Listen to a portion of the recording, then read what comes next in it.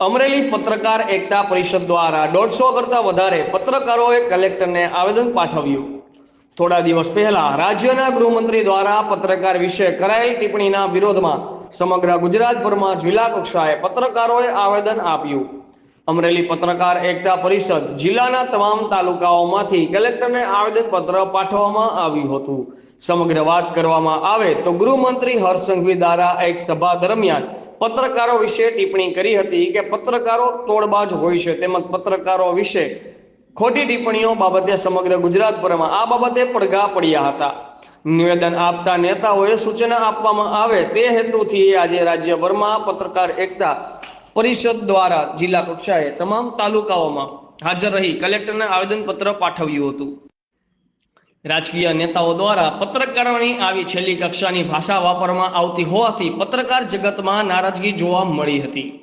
આવા પ્રકારની નીચલી કક્ષાની રાજનીતિ કરવા માટે પત્રકારોને નીચા દેખાડવામાં ન આવે તેના માટે રાજ્યભરમાં જિલ્લા કક્ષાએ આવેદન પાઠવી પત્રકારોની આ વાત સરકાર સુધી પહોંચે તેવી જિલ્લા કલેક્ટરોને રજૂઆત કરવામાં આવી હતી। અમરેલી પત્રકાર એકતા પરિષદ જિલ્લા પ્રમુખ સુરેશભાઈ દેસાઈએ વધુમાં જણાવ્યું હતું કે વારંવાર પત્રકારો વિશે થતી આવી ટિપ્પણીને રોકવામાં આવે અને દુનિયાની ગણાતી ચોથી જાગીરને આમ રોડ ઉપર બદનામ કરવામાં ન આવે। ગૃહમંત્રી દ્વારા કરાયેલા આવા નિવેદનોના કારણે પત્રકાર જગતમાં પ્રત્યાઘાત પડ્યા છે। ફરી ક્યારેય આવી ઘટના ન બને તે માટે પત્રકાર એકતા પરિષદ દ્વારા કલેક્ટરના માધ્યમથી સરકાર સુધી રજૂઆત કરવામાં આવી છે।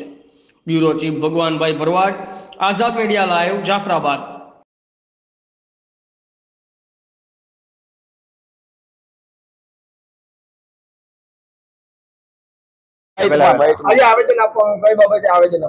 થોડા દિવસ પહેલા રાજ્યના ગૃહમંત્રી દ્વારા પત્રકારો તોડબાજ છે, પત્રકારો ક્યાંક ને ક્યાંક કૌભાંડમાં સંડોવાયેલા છે એવું એક નિવેદન બહાર પાડવામાં આવ્યું હતું। એમના દ્વારા એક નિવેદન આપવામાં આવ્યું હતું, જે નિવેદનના સમગ્ર ગુજરાતની અંદર ઘેરા પડઘાઓ પડ્યા હતા અને સમગ્ર ગુજરાતના પત્રકારો દ્વારા આજે જિલ્લા મથકે કલેક્ટરશ્રીને આવેદન પત્ર આપી અને રાજકીય આગેવાનો આવા પત્રકારો વિરુદ્ધ બેફામ નિવેદનો ન કરે, ભવિષ્યમાં પણ કોઈ પત્રકારોનું ક્યાંક ને ક્યાંક અપમાન ન થાય એવી તકેદારી રાખવા માટે આજે આવેદનપત્ર પાઠવવામાં આવ્યું છે।